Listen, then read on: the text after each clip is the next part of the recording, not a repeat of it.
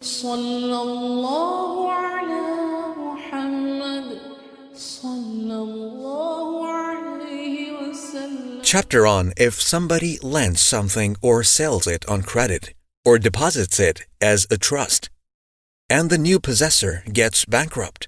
The former owner has more right than the other creditors to restore that thing if he finds it with the bankrupt.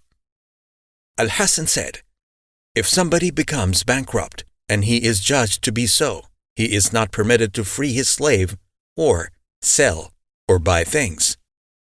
Sa'id bin al-Musayyib said, Uthman gave a verdict that if a creditor took something from the debtor before the latter was declared bankrupt, it would belong to him.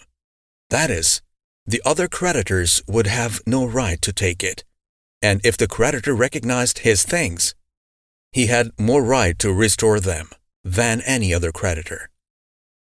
Narrated Abu Hurairah, may Allah be pleased with him. Allah's Messenger, peace be upon him, said, if a man finds his very things with a bankrupt, he has more right to take them back than anyone else.